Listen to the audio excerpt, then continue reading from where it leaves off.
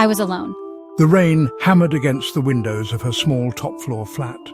Thunder grumbled in the bruised sky, a low, persistent threat. I was curled on the old sofa, a half-watched horror film flickering on the television. The storm outside seemed to amplify every creak and groan of the aging building. She told herself it was just the weather. Her flat, usually her cozy sanctuary, felt oddly exposed tonight. Shadows danced in the corners of her vision. A sudden, violent clap of thunder made the lights flicker ominously. For a terrifying second, I was plunged into absolute darkness.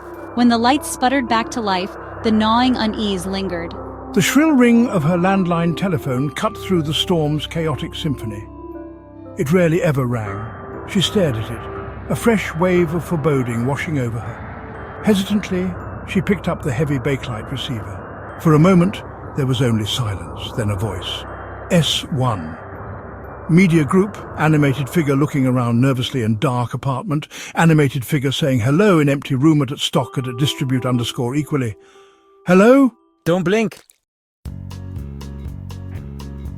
I tried my best to dismiss the disturbing call. It was just a stupid prank, I told myself.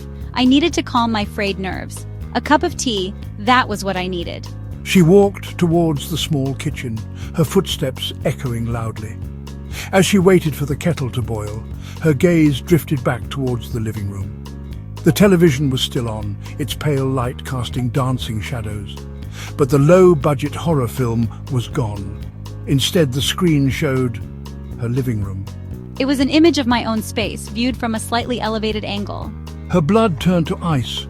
It was a live feed. Someone was watching her. How was this possible? There were no cameras in my flat. She scanned the room frantically. The feeling of being violated was overwhelming. Don't blink. She couldn't help it. Her eyelids fluttered shut for the briefest fraction of a second. When she forced them open again, her gaze shot to the television screen. Everything looked the same. But then she saw it. In the far corner of the room depicted on the screen, there was a smudge of darkness. A shadow. No, it was just a trick of the light, I tried to reason. Don't blink. The command was a horrifying rule in a terrifying game she didn't understand. She stared at the shadow on the screen, trying to will it away. It remained a silent, ominous presence. Her eyes burned with an intensity that was almost unbearable. Tears welled, blurring her vision. The physical need to blink was a desperate, clawing thing. She fought it, but her own body betrayed her. When I could see clearly again, the shadow on the TV had moved. It was larger, more defined, and unmistakably closer to the image of my sofa, closer to where I had been sitting. Blinking became her enemy.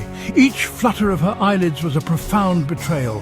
The figure on the screen was now halfway across the room. It was undeniably humanoid, yet utterly devoid of any discernible features. It moved with an unnatural, jerky stillness. She tried with all her might to keep her eyes open, but it was an impossible task. Tears streamed down her face. The warning, "Don't blink," was not simply about seeing it approach. It was about allowing it to approach. The figure was now just a few feet from her sofa on the television, looming, waiting. One last, desperate, agonizing blink. When they snapped open, the figure on the TV was no longer just behind the sofa. It was on the sofa, occupying the very spot she had vacated. Its shadowy form filled the screen. Then, its head on the screen slowly, deliberately turned. It turned as if to look directly out of the television, straight at her. The television screen suddenly flickered violently and went black. Silence descended upon the room. Looming behind her reflection, clearly visible in the polished, dead surface of the TV, stood the tall, shadowy figure.